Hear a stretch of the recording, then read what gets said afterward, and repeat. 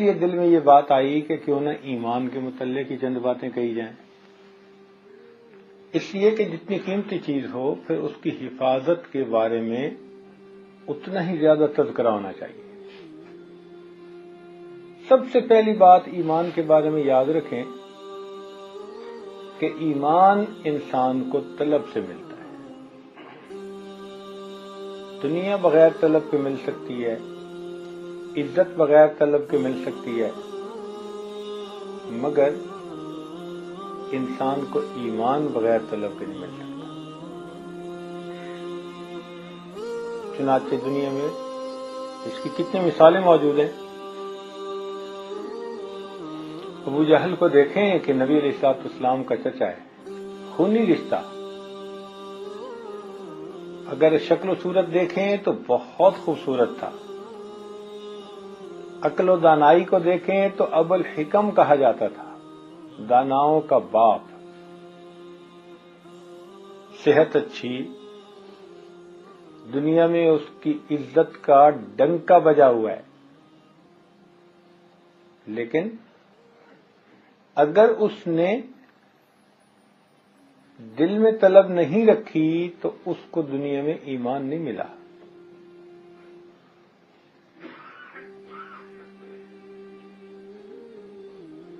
تو معلوم ہوا کہ یہ نعمت انسان کو طلب پر ملتی ہے.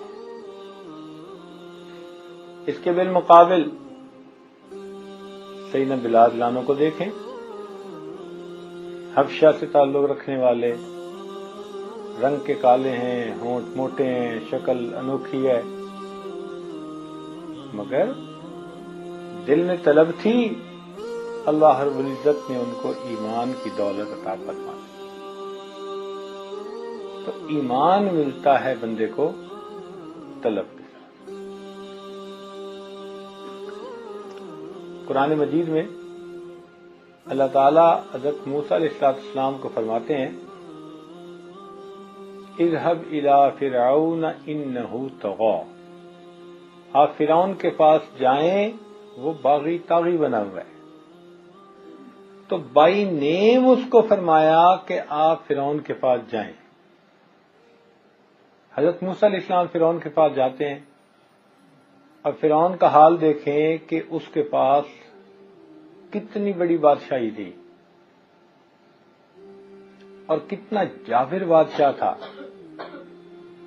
اتنا وہ اپنی قوم کے اوپر غالب تھا کہ بنی اسرائیل کے ہزاروں بچوں کو اس نے ذبح کروایا اور کوئی ایک آدمی بھی اس کے خلاف بولنے والا نہیں تھا. ایسی اسٹیبلشڈ گورنمنٹ تو کسی کی ہوتی ہوگی نا. آج کے زمانے میں اگر کسی ایک کا بچہ کوئی ناجائز اس طرح مروا دے تو اس کی چھٹی ہو جائے گی. اور وہ دیکھو کہ ہزاروں معصوم بچوں کو ذبح کروایا اور کوئی بولنے والا نہیں. فخرج علی قومہ فی زینتہ. شکل و صورت میں کتنا اچھا اور بڑا بن سنور کر پرسنالٹی بنا کر اپنی قوم کے سامنے آیا اور پوری قوم کو خطاب کرتا ہے، الیس لی ملک مصر وہذہ الانہار تجری من تحتی. کیا یہ ملک مصر میرا نہیں اور میرے نیچے یہ نہروں کا نظام نہیں ہے؟ اپنی اصطلاحات کے بارے میں گفتگو کرنے لگا. میں نے کیسی یہاں پر اکنامک ریفارمز کی ہیں، کیسے تمہیں خوشحال بنا دیا ہے. اور پھر فرماتا ہے ام انا خیر، کیا میں بہتر ہوں، احاذ الذی ہوا مہین، یا یہ جو اتنا پست ہے یا اتنا نچلے درجے کا بندہ ہے. یہ کہا ولا یکاد یبین، جو صاف بول بھی نہیں سکتا، کیونکہ سیدنا موسیٰ علیہ السلام زبان پہ چونکہ بچپن میں انگارہ رکھا تھا تو جب بولتے تھے تو زبان میں لکنت سی تھی. اس لیے تو فرمایا تھا رب اشرح لی صدری ویسر لی امری واحلل عقدۃ من لسانی یفقہوا قولی. تو اب دیکھیے کہ وہ ظاہر میں کتنا باکمال بنتا ہے، لیکن اگر اس کے اندر طلب نہیں آئی تو اللہ تعالیٰ نے اس کو ایمان کی دولت سے نہیں نوازا. اور اس کے بالمقابل جادوگر جو مقابلے کے لیے آئے حضرت موسیٰ علیہ السلام کے سامنے، اور مقابلہ شروع ہونا تھا، تو انہوں نے حضرت موسیٰ علیہ السلام سے صرف ادب کی وجہ سے اتنا پوچھ لیا کہ جی ما القوا ما انتم ملقون، کہ آپ پھینکتے ہیں پہلے یا ہم پھینکیں؟ جیسے بندہ بھل مارتا ہے نا دوسرے کو.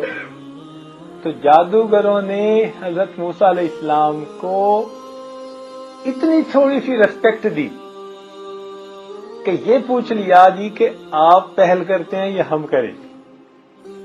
وقت کے نبی علیہ السلام کو اتنی بھی عزت چونکہ انہوں نے دی، اللہ تعالیٰ نے اس پر ان کو ایمان کی توفیق عطا فرمائی. نہیں طلب تھی تو وقت کا بادشاہ ہے محروم، اور اگر تھوڑی سی بھی طلب ہے تو اللہ تعالیٰ اس پوری جماعت کو، جادوگروں کی جماعت کو ایمان کی دولت عطا فرمائے. اور پھر دیکھیے کہ بادشاہ نے کیا کہا، میں تمہارے ایک طرف کے ہاتھ کو اور دوسری طرف کے پاؤں کو کاٹوں گا. مقصد کیا تھا کہ اگر ایک ہی طرف کا ہاتھ اور پاؤں کٹے نا تو آدمی پھر بھی دوسری طرف کے ہاتھ اور پاؤں سے چل پھر لیتا ہے، سہارا کر لیتا ہے، کچھ زندگی کے کام سمیٹ لیتا ہے. لیکن اگر بازو ایک طرف کا کٹا ہو اور ٹانگ دوسری طرف کی تو وہ بندہ اپنا بیلنس رکھ ہی نہیں سکتا. ایسی سزا اس نے تجویز کی، مگر اللہ تعالیٰ نے ان کو ایمان کی حلاوت ایسی دے دی تھی کہ انہوں نے کہا فاقض ما انت قاض، اب تو جو کر سکتا ہے تو کر لے، ہم ایمان سے پیچھے نہیں ہٹیں. تو ایک اصول سامنے آیا کہ انسان کو ایمان ملتا ہے طلب سے. جب دل میں طلب ہوتی ہے تو ایمان نصیب ہوتا ہے، اور جب انسان بے طلب بن جائے تو ایمان جیسی دولت سے بھی محروم ہو جاتا ہے. ہم یہ نہ سمجھیں کہ جی ہم مسلمانوں کے گھر میں پیدا ہوئے اب ٹھیکیدار بن گئے اسلام کے، یہ نہیں ہے مسئلہ. طلب دل میں ہو تو پھر اللہ تعالیٰ یہ نعمت انسان کے دل میں باقی رکھتے ہیں. دیکھیے ہر انسان چاہتا ہے کہ اس کے جو قریبی لوگ ہیں نا وہ نعمتوں سے نوازے جائیں. چنانچہ سیدنا رسول اللہ صلی اللہ علیہ وسلم چاہتے تھے کہ آپ کے چچا آپ کے سامنے کلمہ پڑھ لیں، اور آپ نے کہا بھی صحیح کہ چچا ابو طالب آپ میرے کان میں اگر کلمہ پڑھ لیں گے تو میں قیامت کے دن ایمان کی گواہی دے دوں گا. اب اللہ تعالیٰ کے محبوب کی کتنی چاہت ہوگی جو یہاں تک فرما رہے ہیں اپنے چچا سے، تو ان کے دل میں کتنی تمنا ہوگی کہ میرے چچا ایک مرتبہ یہ کلمہ کہہ دے. لیکن ان کے چچا نے نبی اسلام کے سامنے کلمہ نہیں پڑھا. اللہ تعالیٰ نے فرما دیا ہے پیارے انک لا تہدی من احببت، آپ ہدایت اس کو نہیں دے سکتے جس کو آپ چاہیں، یہ تو ہدایت دینا اللہ کا کام.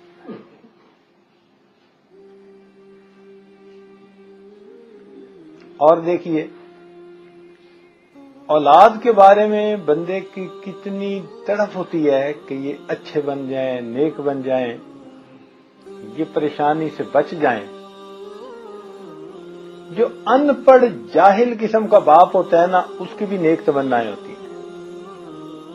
وقت کے نبی علیہ الصلوۃ والسلام،